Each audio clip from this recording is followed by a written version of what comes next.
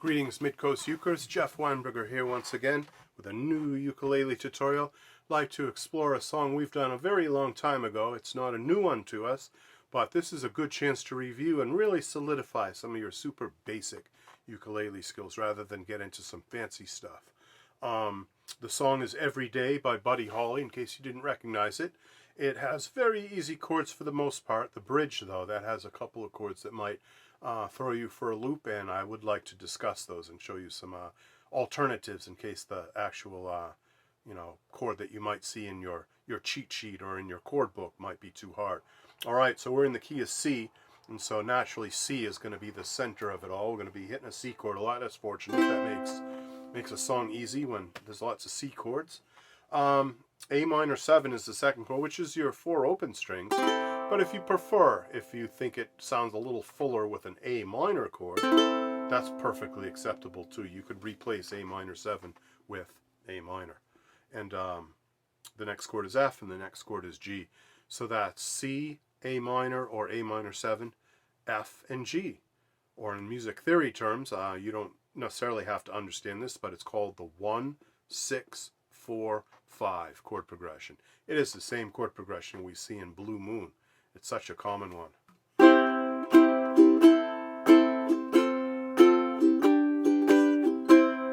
26 Miles, Santa Catalina. Can't say it. Santa Catalina, that song. It also uses that same progression. Also, Where Oh Where Can My Baby Be? That song. Last Kiss, I think it's called. That also has the same chord progression. So common. But in Buddy Holly, it's really fast. We play this at a fast tempo. So that's the first task, is getting the 1, 6, 4, 5 chord progression down first, and then increasing the tempo slowly until you can do it pretty fast. Here's our goal. Our goal is this tempo right here.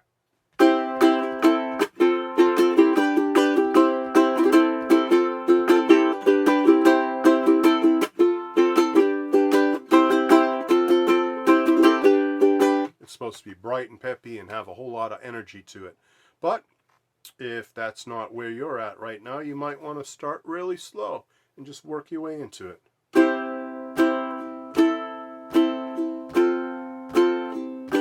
2 strums of each C, 2 strums of A minor, 2 of F, and 2 of G. And just stay there for a while. If that's where your skill set lies, then start there, and we'll just gradually every day increase it a little bit, go a little bit faster, like a roller coaster. So we have maybe a slight bit faster. And at that point, if you're starting to go faster, you might want to then make your strum slightly more sophisticated and do down, down, up, down, down, up, which is a little more rock and roll sounding.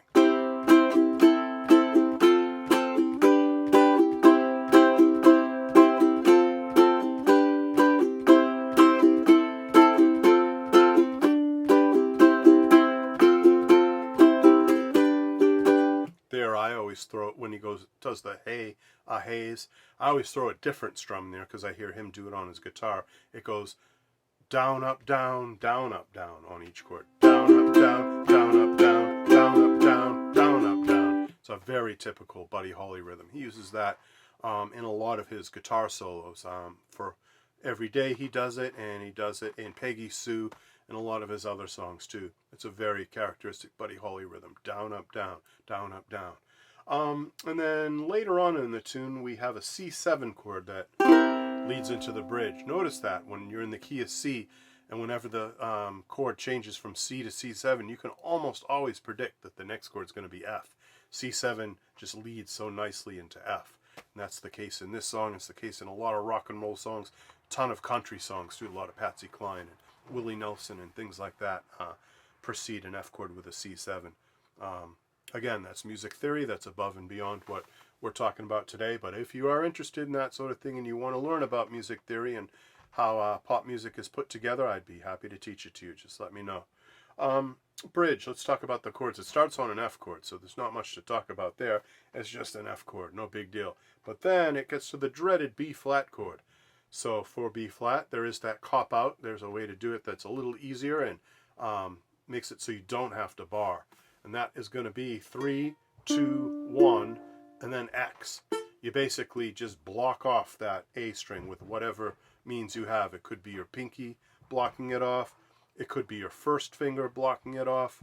Whatever, by any means necessary, you want to block off that A string so that you get a 3-note B flat chord. And that's perfectly respectable. As long as it's 3 notes and not, you don't want that 4th note. You don't want your open A string. That makes it into a B flat major 7 chord. That's a little too lush for this song. It's a little too fancy and mellow. So we don't want that chord. We want just a plain old B flat chord. All right, next chord is E flat, and that is fairly difficult, I got to admit. Here's a couple ways to do it. If you're up for it, you have 3rd fret with your 2nd finger on the top string, 3rd fret with your 3rd finger on the C string, 3rd fret on the E string with your pinky, and finally 1st fret with your 1st finger on the 1st string, otherwise known as the A string. So it goes 3, 3, 3, 1. It's good B flat. If you can't handle that one though, there's a nice alternative, very easy, like this. You just leave out the G strings note. You play an open G string, which mixes with the chord nicely, and then you're left with, after the 0, you're left with 3, 3, 1. That's a perfectly great way to play E flat, and it happens to be easy. If you want a slightly harder one, this one is a nice one. Yeah, I think this might be the one I used when I played it in the intro there. It's 3, 3, 3, 6. Brighter, higher sounding. So that's a good E flat. So you have E flat.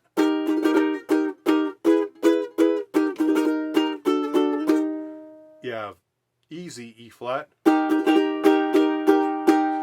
And you have hard E flat, but pretty cool sounding E flat.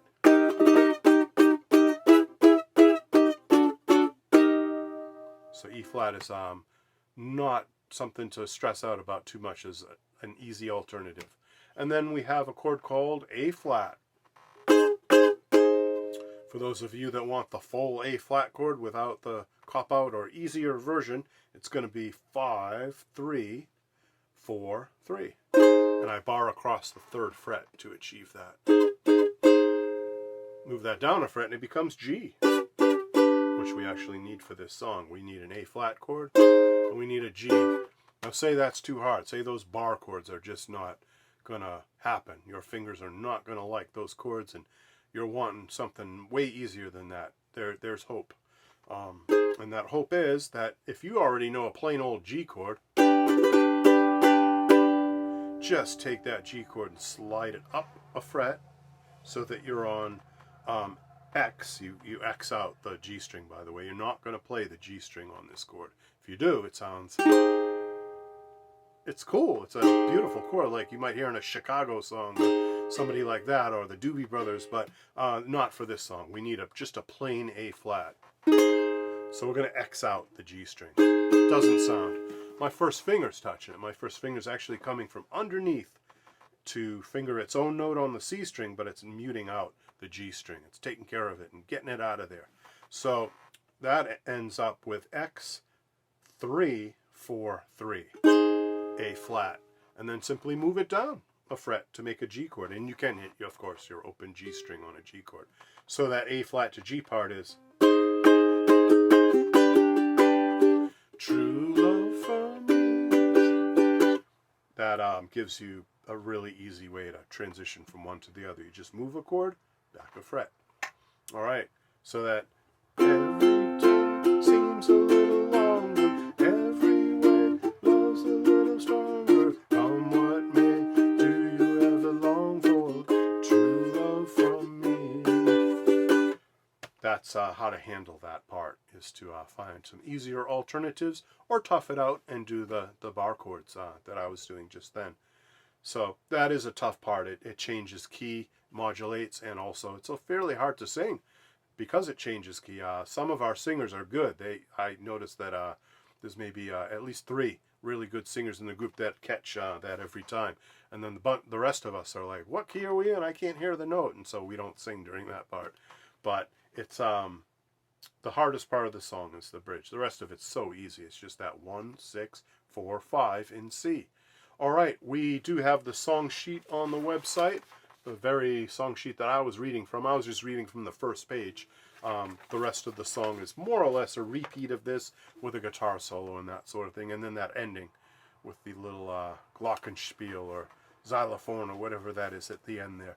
So we really just have to learn these simple chords to get this song down, and then have a nice basic strum, like down, down, up, down, down, up, except, you know, in some parts, down, up, down, down, up, down.